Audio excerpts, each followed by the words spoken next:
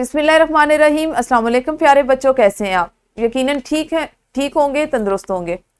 प्यारे बच्चों, आप जानते हैं हम उर्दू जमात दोम का रेमेडी पैक कर रहे हैं, जिसमें आपने आज अपने जिस हासिल ताल्लुम को मुकम्मल किया वो था 1 से 30 तक गिनती उर्दू हिंसों और लफ्ज़ों में लिख सकें। इस हासिल ताल्लुम की मश्क हम इससे पहले इसबाक में भी कर चुके हैं। इससे पहले भी इस हासिल ताल्लुम पर हम काम कर चुके हैं।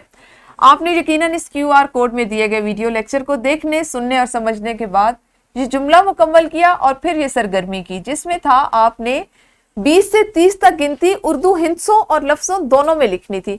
इससे पहले जब हमने सरगर्मी की तो उसमें हमने इससे पहले जो एदाद थे उस पर गिनती लिखी। जैसे आपने इससे पहले 11 से 20 तक गिनती लिखना सीखी।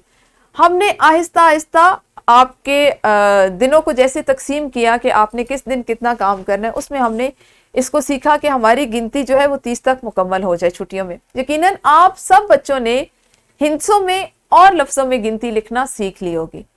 अब बात करते हैं आप इससे स्कूल में कैसे फ़ायदा उठाएंगे। जब आप गर्मियों की छुट्टियों के बाद स्कूल जाएंगे तो उर्दू के सबक में या इस्लामियात के सबक में जहाँ पे तारीख या सन लिखा हुआ आएगा, हिजरी लिखी हुई आएगी, तो आपको, चूंकि आप वाकिफ हो चुके हैं उर्दू के एदाद व शुमार से, उर्दू की गिनती से, तो आप उसको पढ़ने में आपको कोई दिक्कत महसूस नहीं होगी। ना सिर्फ पढ़ने में बल्कि आपको अगर लिखना पड़ेगा तो आप उसको उर्दू में लिखेंगे।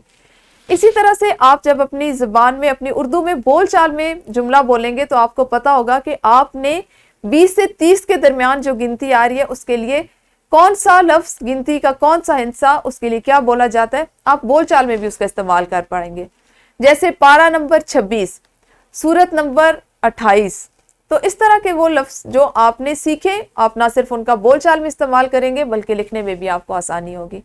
कल मिलेंगे अपने अगले हासिल ताल्लुम के साथ। उस वक्त तक अपना ख्याल रखिए। अल्लाह हाफिज़। शुक्रिया।